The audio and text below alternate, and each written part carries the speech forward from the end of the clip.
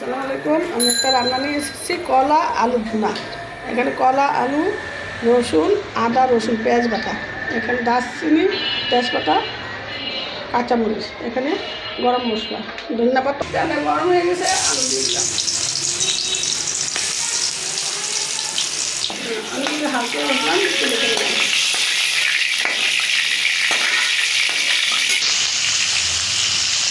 এখন কলাগুলো দিয়ে দিই। কলাগুলো হাতে বসেছে। আমরা কলাগুলি একটু ভালো করে ভাজলেও পারেন, আমি তো হালকা দিয়ে ভাজছি।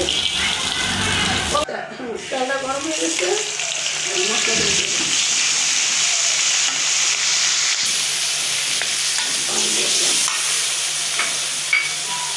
একটু লবণ দিয়ে দিলাম,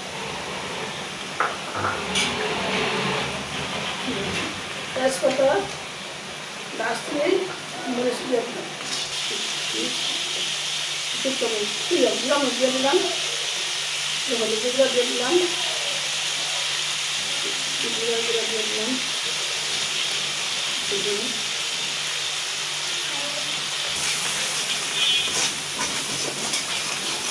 পানি দিয়ে দিলাম।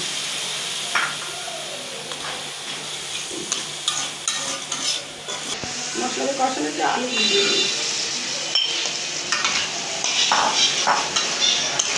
একটু পানি দিয়ে আলু কষানো জন্য। কলাগুলো দিয়ে দিলাম, আলু দিয়ে গেছে, কলাগুলো দিয়ে দিলাম, একটু পানি দিয়ে দিলাম।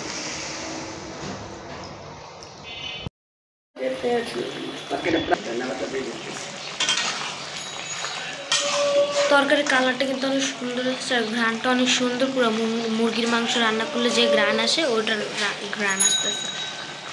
আমার রান্নাটা হয়ে গেছে, আলু দিয়ে কলা দিয়ে ভুনা। কেমন হয়েছে কমেন্ট করে জানাবেন, একটু লাইক শেয়ার করে দেবেন, একটু সাবস্ক্রাইব করে দেবেন। আমার চ্যানেলটা একটু নতুন, দয়া করে সাবস্ক্রাইব করে দেবেন। হ্যাঁ, আল্লাহ হাফেজ।